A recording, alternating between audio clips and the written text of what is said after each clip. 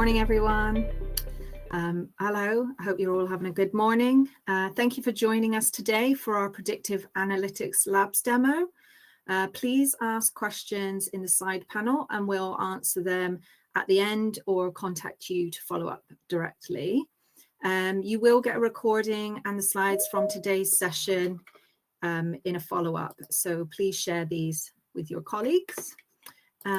So joining us today, we have Eric, our head of data science. Some of you may recognize him from our first AI introduction webinar, but joining him is Ryan Garland. He's our lead AI researcher who co-founded Infer alongside Eric. Ryan also holds a PhD in astrophysics and loves connecting with anyone passionate about the subject. So if you get to chat to him, do mention that and you can chat. He's been working on the labs and we'll demo them a bit later. So just to set some context, sorry, I haven't made the slides long.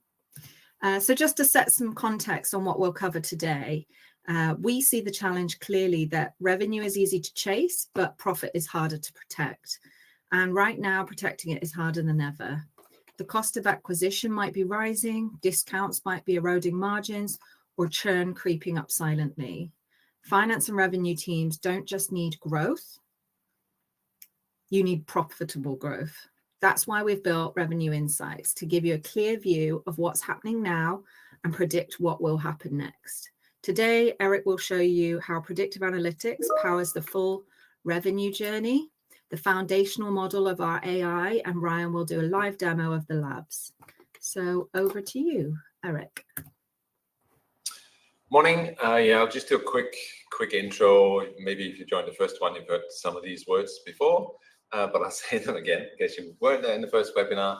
So what I'll cover quickly is how we are going about at Frisbee applying AI to digital commerce and our approach to modeling, sort of the foundational stuff, and then I'll hand over to Brian for a demo. So before I talk about this slide, three key concepts I want to sort of put across is our approach to modeling, how it's quite fundamentally, I think, quite different from how traditionally it's done in the field. And I want to talk a little bit about that. Then I want to talk about how we use data in our models and the data mode we have there, and also how we allow customers to integrate their own data really easily. And then I'll talk about what we call the full life cycle suite of apps. So the fact that we are covering what we call the entire revenue journey of a company really in our apps. So firstly, let me start there. So what is predictive analytics at Frisbee? It's an AI-powered solution for the full revenue journey. What we mean by that is it covers acquisition to retention to price optimization and sort of experimentation with product changes to cash planning, right? So to the end result really of your whole revenue journey, where it's about getting the cash in the bank. And everything is built around that, so covering the whole thing in a holistic way. Beneath all of that sits our foundational modeling approach. How is that quite different? It is quite different from traditional approaches. Typically, and what we've done in the past, right now, who've been around in this field for a while, is you build a number of point solutions, right? So you want to predict churn for a company, you build a churn predictor. You want to predict LTV of leads or new customers coming in your marketing pipeline, you build an LTV predictor. You build another model for doing forecasting. If you want to forecast revenue, MRR, churn, etc., acquisition and growth into the future. You might build another one for lead scoring if you're a SaaS business, etc., etc. And then you end up with this patchwork of different point solutions. None of them unified in any manner. All of them using different data inputs. All of them seeing the world in a slightly different way. How we're going about it is we've sort of taken a step back, and instead of trying to predict and model the end output, so the probability of a particular customer churning now or the next week or so on, we try to instead model and simulate the underlying reality or the underlying market or the customer base of a merchant or of a business.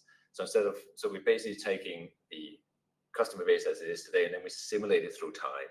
And that is how we then, on top of that, measure, we get outputs around churn, outputs around growth, outputs around lead scoring, et cetera, et cetera, et cetera.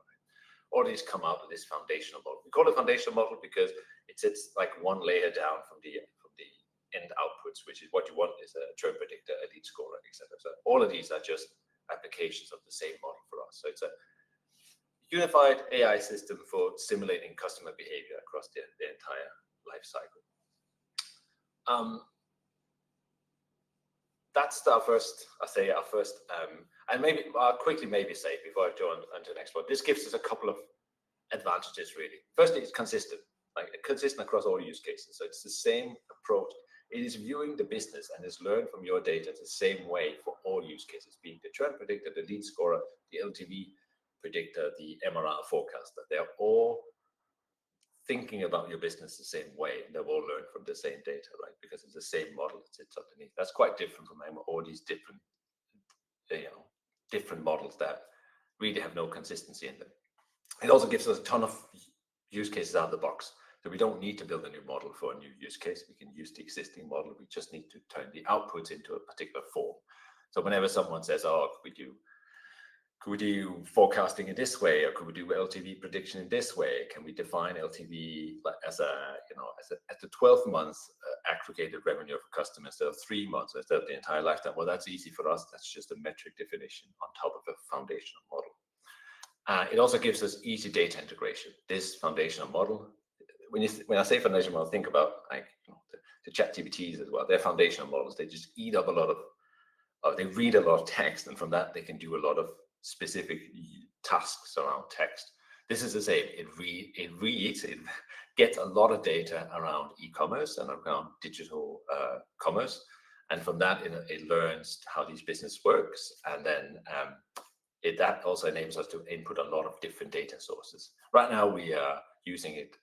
We're training it. I'll get to that in a sec. Specifically on Frisbee data, and then on some customer data on top. But we will soon and later on bring in other data sources that we find in the world, and that would make the model even better. You can imagine there's econometrics, there's economic data that we want to bring into the model, etc., etc., etc. But also this allows us, and the fourth point I kind of want to put across how this is different. It allows us to do use cases that you can't do in these point solutions, like what if scenarios, and that's one of the things Ryan will talk about today, like price optimization and product changes and experimentation around how would a product change your business. You can't do that in a point solution. It doesn't know that, basically. It doesn't have that foundational knowledge. Quickly, a little bit about that data layer. I talked about that. I think that's our second differentiator, and the way foundational model is first one, second one is the data layer. So the way we train our models is in this sort of stage manner, right? So first we learn, we give it some knowledge that we have about the world. So we say, we know that this model is going to, this foundational model is going to model subscription businesses and particular digital commerce, really. So that can give us some, it's about customers, it's about their lifetime. That's what the model is going to do. And we have some prior knowledge that we put into this model to make it quite good at that. Then we train it on our proprietary data set that we have. We've collected around lots and lots of data around businesses like that.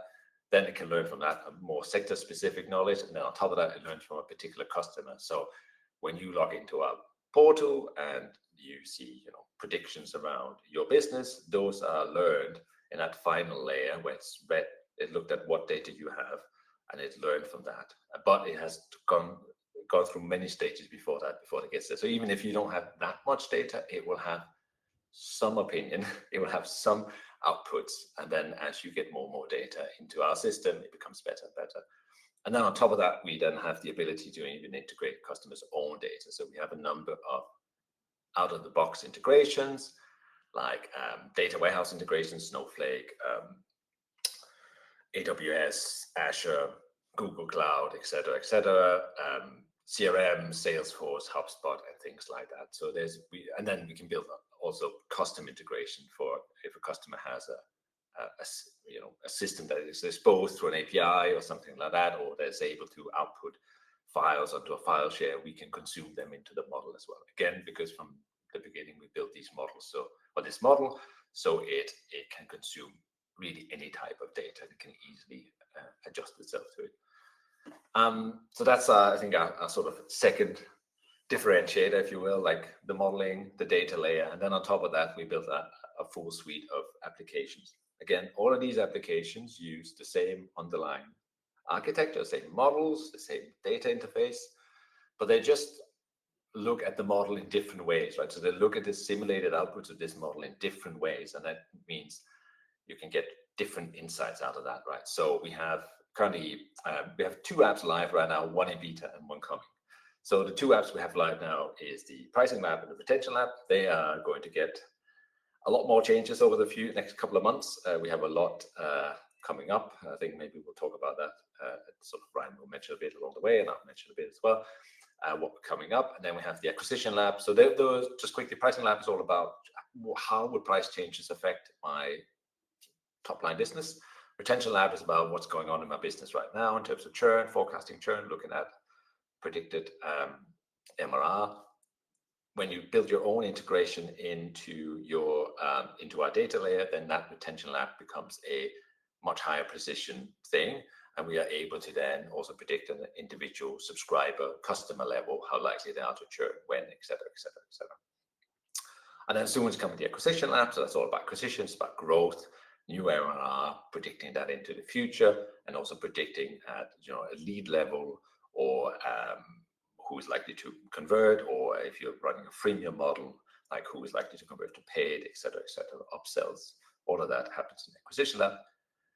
And then finally coming later in the year is around what we call the cash plan or cash planning. So that's about when we have this MRR, we have these monthly contracts, but when is each one of them supposed to actually pay? Which payment methods are they using? When do we expect the money to arrive in the bank? What is the dunning we expect on that? So what should we actually expect to land in the bank on the 25th of the month, the 26th of the month, 27th, so that's all about managing your cash flow.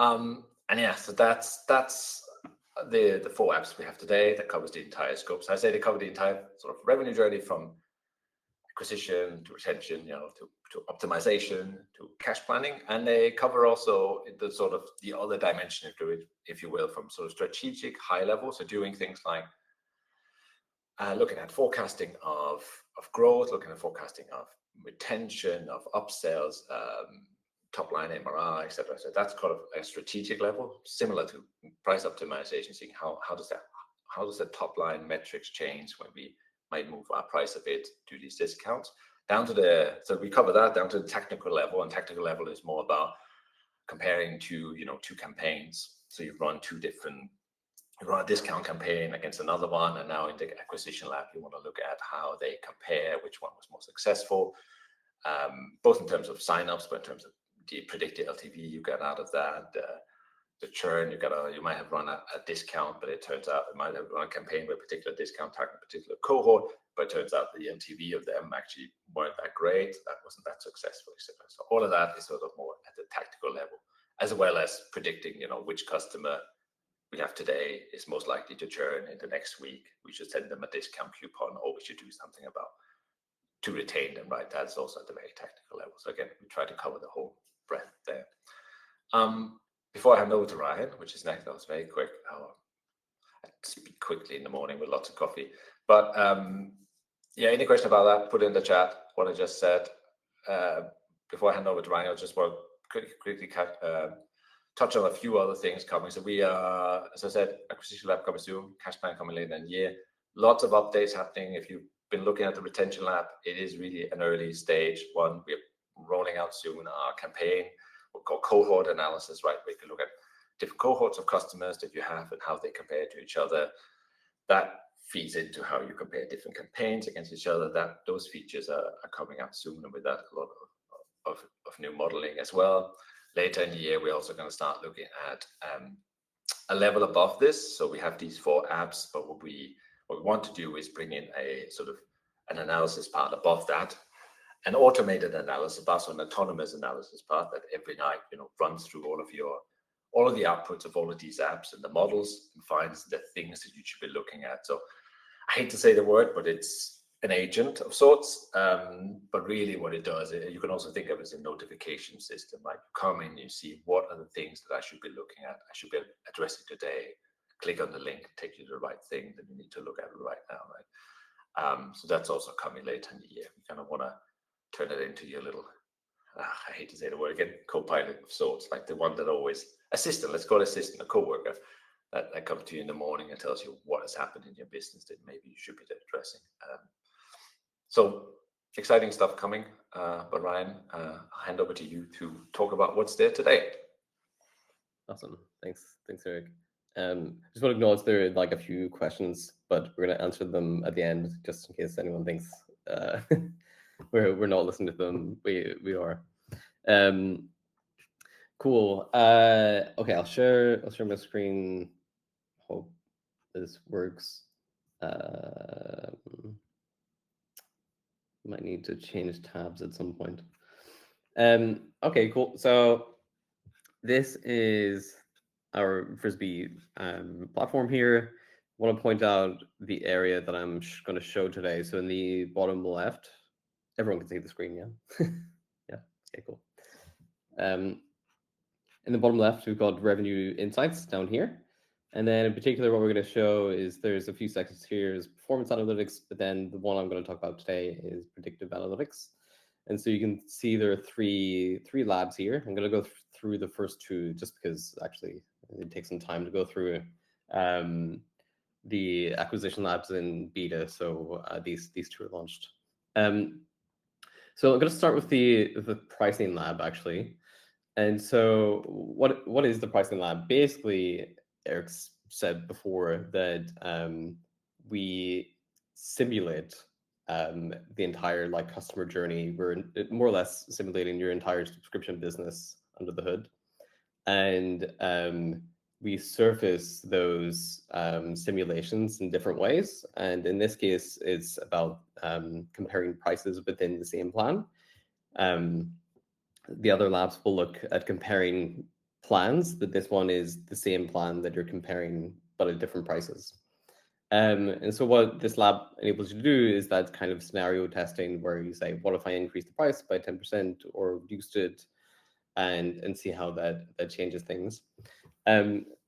Before I get into showing the details, just a point about what we're trying to do here, which is that, so for me, great data science and great AI and all that stuff is actually enabled by great storytelling. So you've got essentially infinite amounts of data here for when you're doing simulations.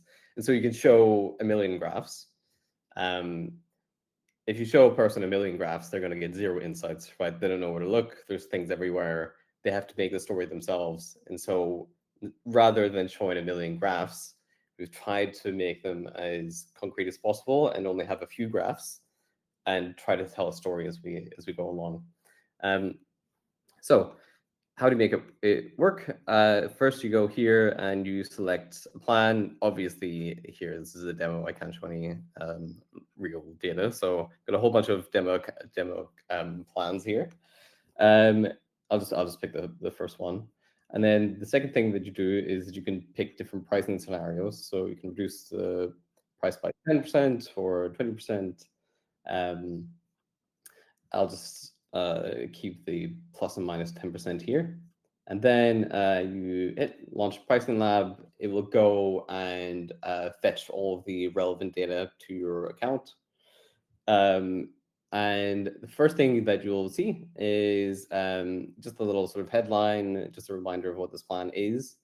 So it's sort of monthly plan that you're charging $30 a month for.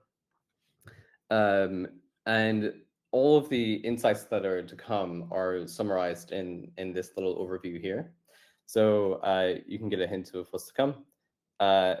But basically, you've got these three different prices here. So you've got the current price, and then it's $30, and then minus 10%, which is $27, and plus 10%, which is $33. Here you get the headline, the monthly churn rate. Currently, that's sitting at 26.7% with this plan.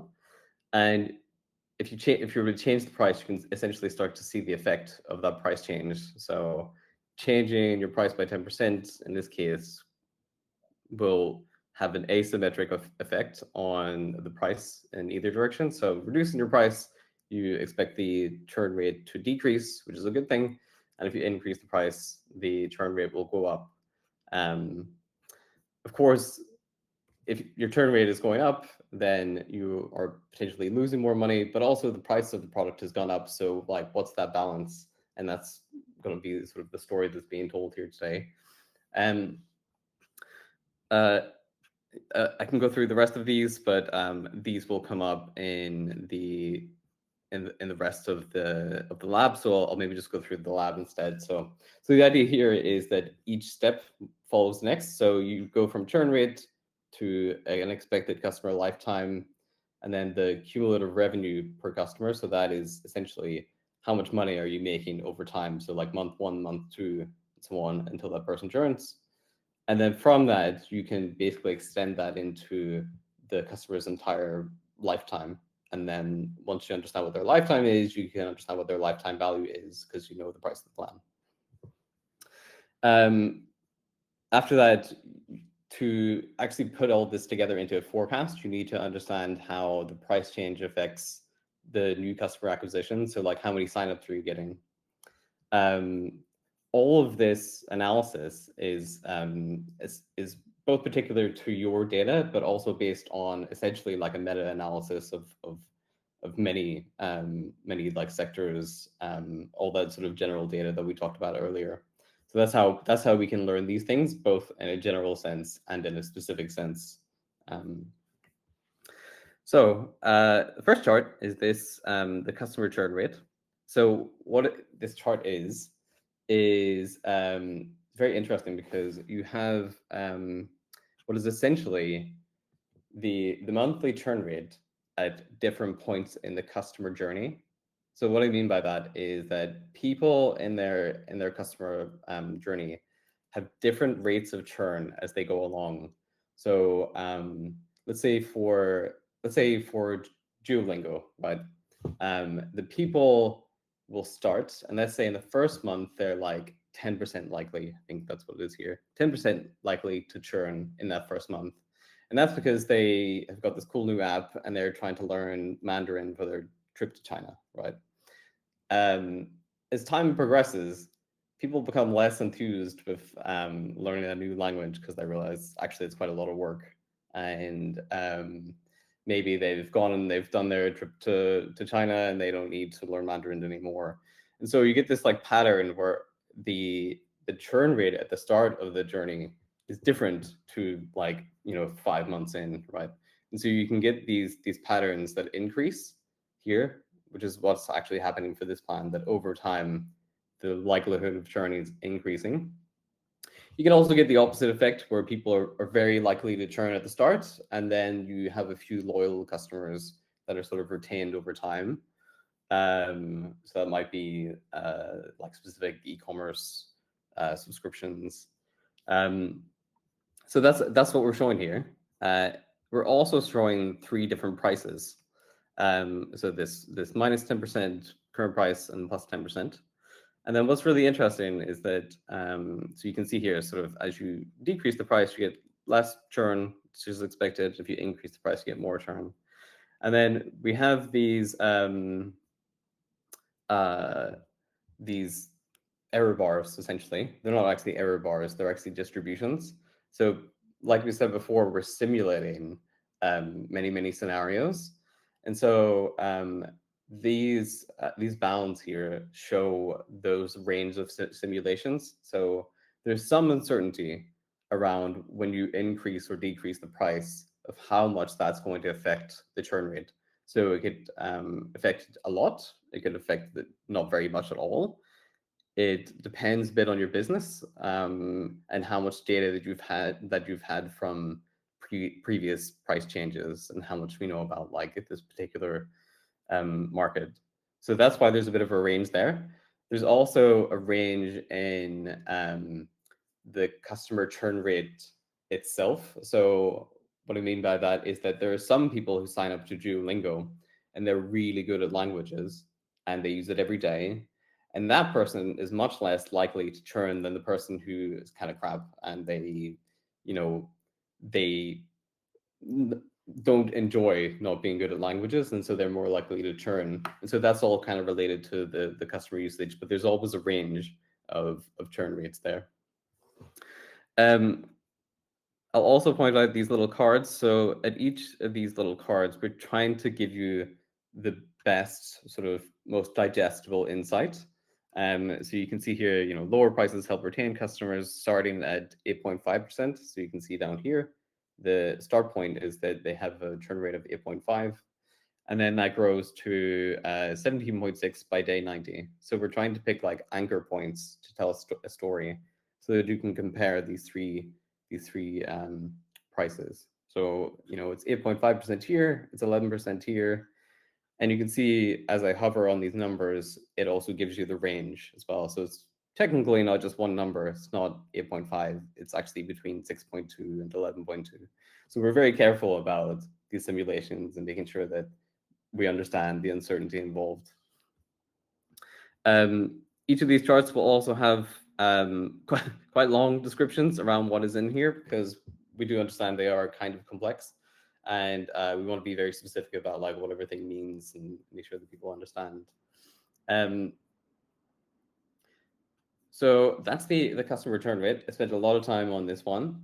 The reason why I've spent a lot of time on this one is because this is foundational to the rest of the charts.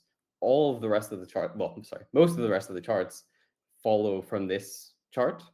Your churn rate will decide the next, I think, 3 charts. So I can move into the next ones. So the next one is the expected customer lifetime. So the expected customer lifetime and the churn rate are essentially the same thing, but they're you just invert the churn rate to get the expected customer lifetime. So what we show here is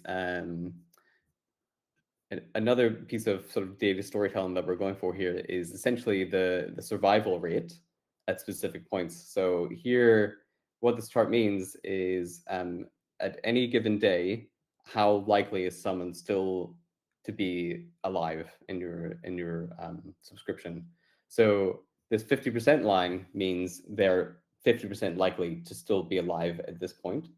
So for this plus 10% price, you can see that half of the customers leave after about 90 days, somewhere between 70 and 110 days. And then for the current price, people tend to stick around for 110 days. And then for the lower price, it's 135 days. So you can sort of play around here. You can see we've added nice little visualizations to highlight that particular point. And I think it's quite a good metric to look at when is the sort of half-life of your customers. And likewise, you can read in more detail of what all these things mean, but that's sort of the gist of it. From that, if you know how long people are going to stick around, you can then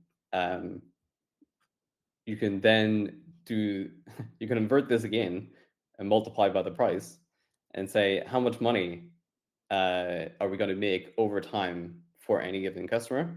So again, this is at different prices.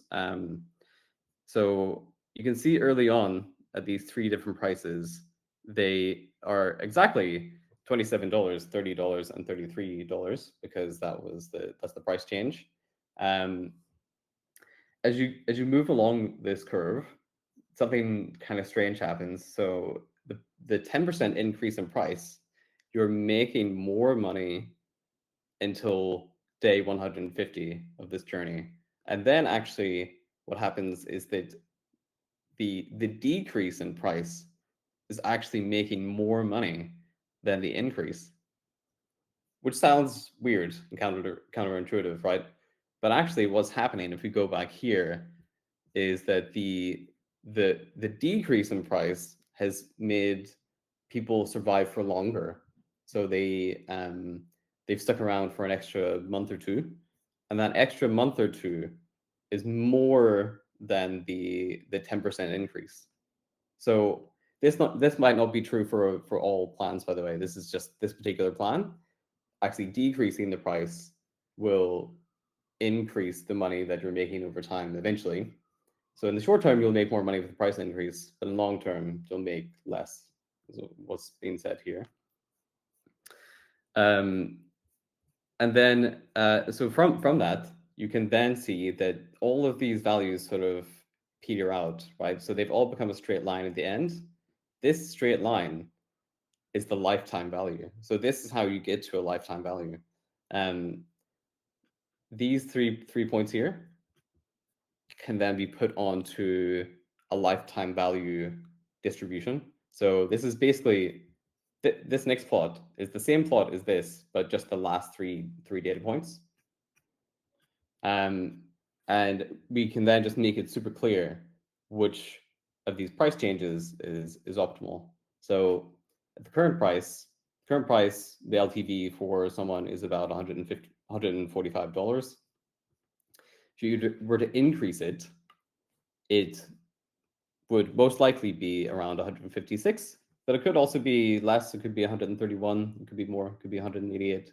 This distribution is representing 90% of the data. So the bottom number is the 10th percentile, and the top number is the 90th percentile. People want to be nerds about this. And yeah, you can see here quite clearly, decreasing the price, you're actually making more money. If you increase the price, you're making less. This is over the entire lifetime of the customer. So early on, you will make more money, but then you will make less. Okay, that's great.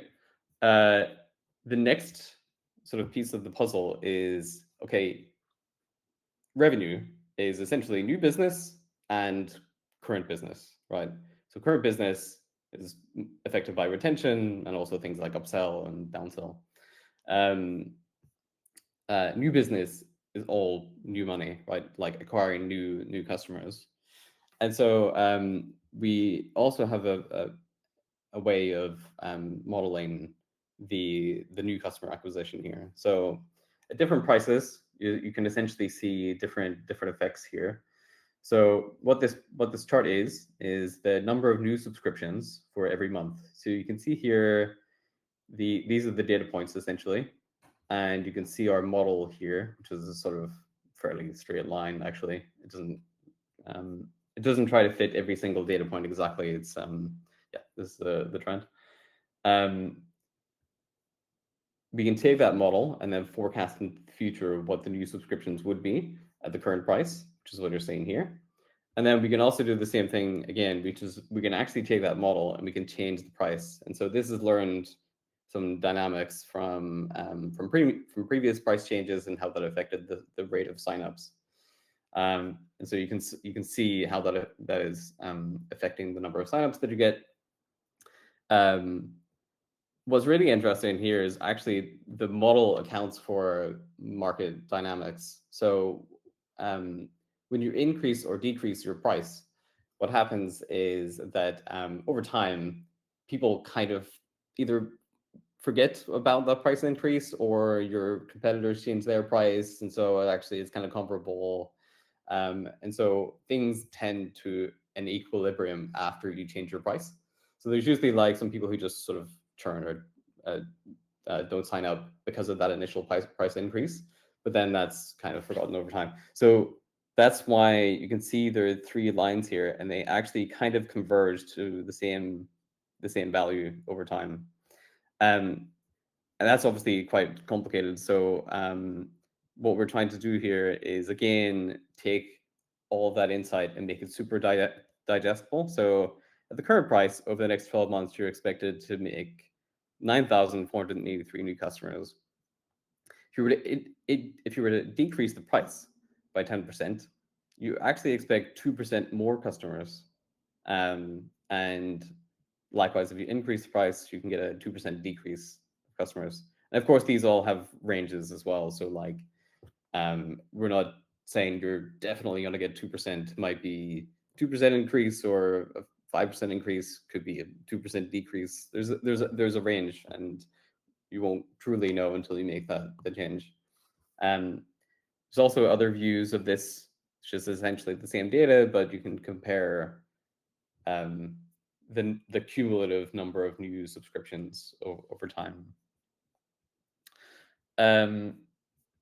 finally, you can actually take all of this stuff I just mentioned before, which is that you understand your new customers through this graph here. You also understand your current customers, and you can basically just wrap this all together and then do a like a revenue breakdown, like a revenue forecast. And so what will happen is you can look at your historical data where we've broken it down into new revenue, recurring revenue, and churn revenue. And then you can take everything before and then start to do a forecast and say like how things are going to change at these different prices. You can see this sort of increase in churn here, changes in the new revenue, and so on. So it's all very complicated to do that, but we're trying to put all of these like simulations together so that you traditionally when you do a forecast, you do it top down, which is that you look at the overall numbers and you say, oh well, there's a bit of sort of a trend here, and hopefully that sort of continues. We are taking the opposite approach, which is completely bottom up, which is that given every single current subscription that you have, what is the forecast going to be given this price change, given this these number of new acquisitions, and so on. So that can be very powerful. And also this means that in the next quarter, we're talking about doing cash planning. It means that actually you can tell your what exact amount of cash is going into your business on every single given day and into the future. So it's a super, super powerful thing to do. Very complicated, but very, very cool. I hope that sort of covers everything. There's also lots of nice little interactions, and you can hover over things and download the data and download images and things.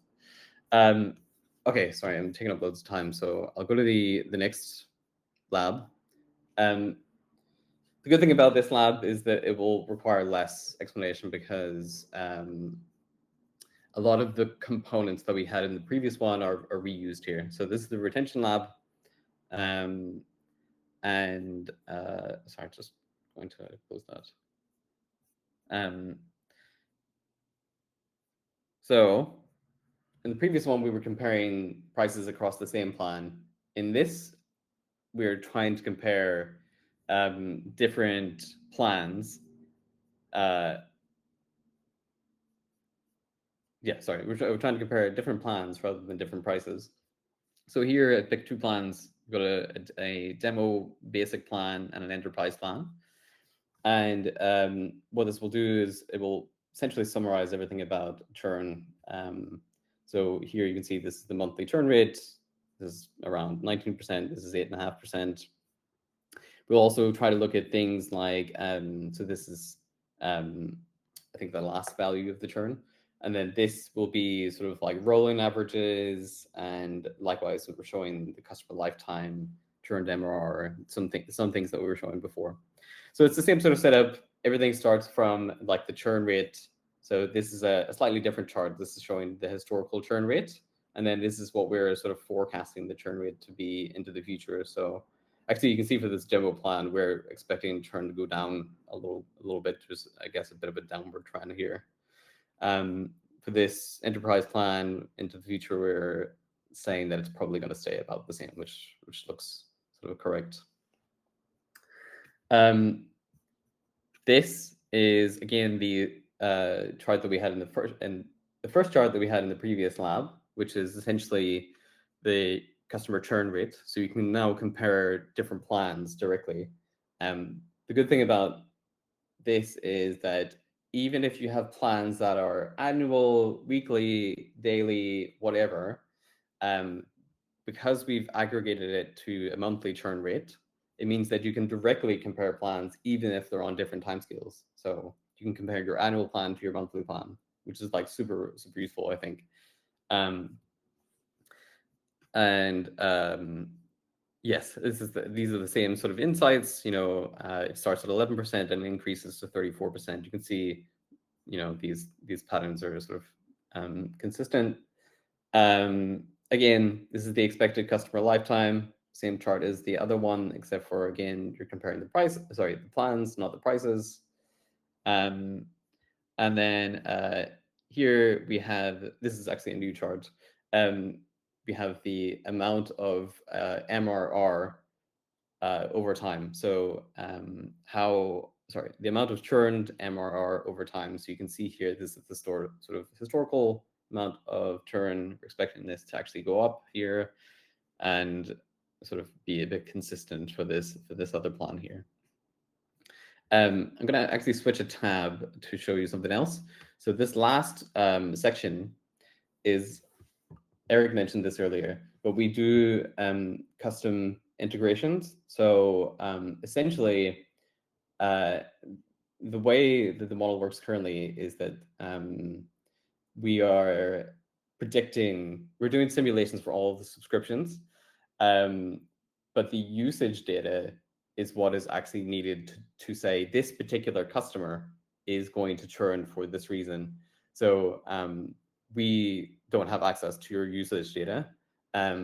For some of our enterprise customers, we're working on integrating their usage data. So we basically pull data from their platform and feed it into our foundational model, and then we can say exactly who is churning and why, and give them reasons.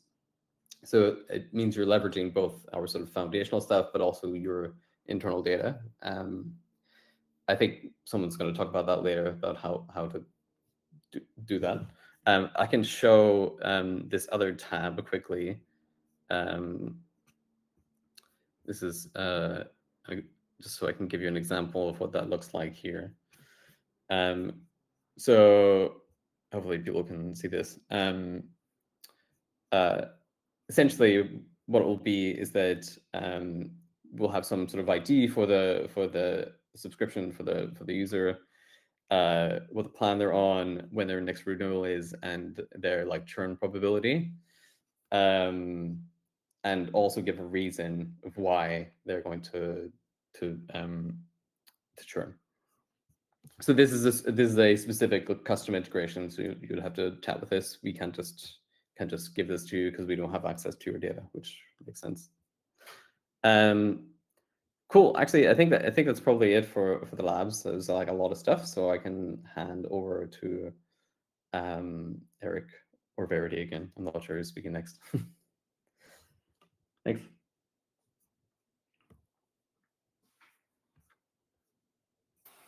Eric just had to drop out.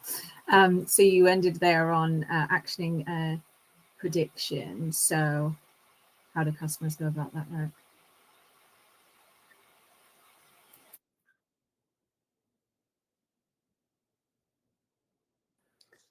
Hey, sorry, it was me now.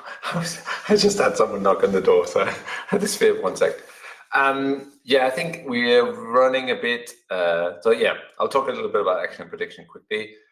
So I've already mentioned a bit how we enable custom integrations. I think there's a couple of questions that I'll get to in a sec about some of this.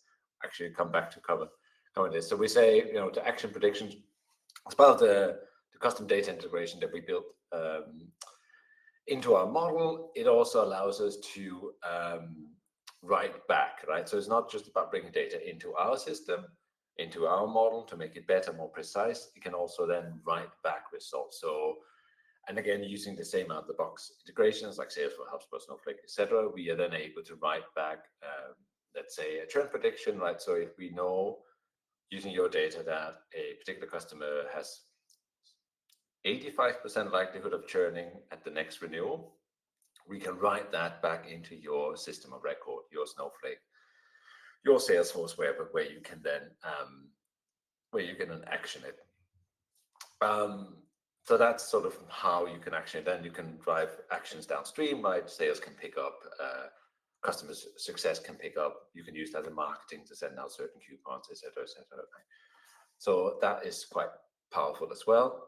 And then just adding to that, do you want to go questions now, Verity, or should I cover? Yep, you can do. Yeah. Just, I saw there was a question. Yeah. On whether you need to use the Frisbee billing engine or this uses the transaction backend as well. Out of the box, what you've just seen uses the Frisbee billing engine.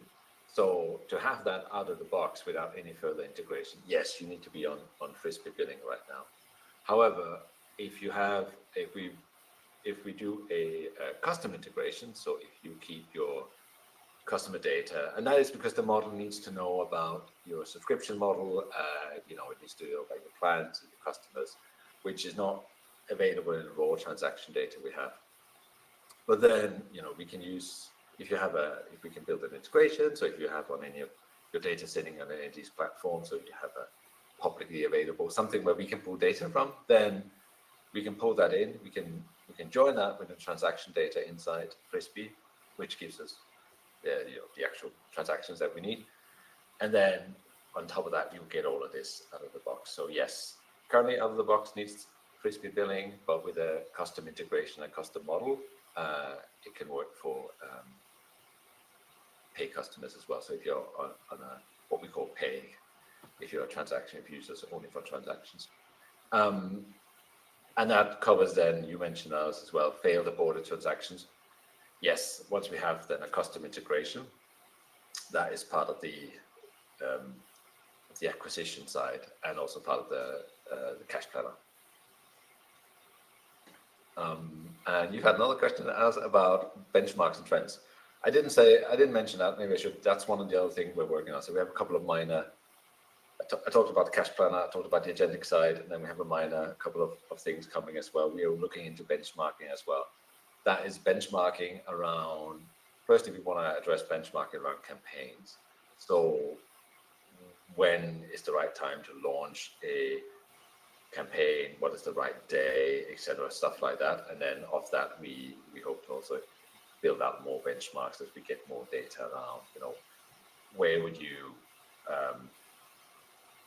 expect certain things to be in the market? So let's say you're looking to launch a new plan, a new campaign, next week, and then you can look at what is the benchmark, what is the day on average across what we know that's the best day to do that and best time to run that, and what would the right levels be on that thing. Should I cover the last? There's another question around pricing lab being available for payment provider. Again, if we have the custom integration, yes, it doesn't. The payment provider itself does not matter. But right now, it kind of falls on the same question. If you're not on the billing engine, we don't have it ready out of the box, and we need to build a custom integration at that point. Okay, handing over to you, Verity. I just have to check the microphone. There's a big whirring in the background, my docking station, so apologies for any noise. So really just, why predictive analytics, why Frisbee? So obviously we talked about a causal AI model moving beyond correlations to model true customer behavior, that unified data layer, integrating with your own customer data if you have it. What we would say there is reach out to us. Eric and Ryan are happy to talk to anyone. Set up a meeting with your account manager, and we can discuss how that might look for you. And obviously the actions are, the predictions are actionable, so you can feed those back into your workflows. They're not just dashboards, etc. You can experiment with strategies and see predicted impact on revenue, churn, and cash flow. I can see some more questions coming in, I think. Oh no, possibly not. If anyone does have any questions after the webinar, feel free to reach out to us, drop us an email, have a play, see what you think, and do give feedback. Appreciate everyone's time today, and catch you soon.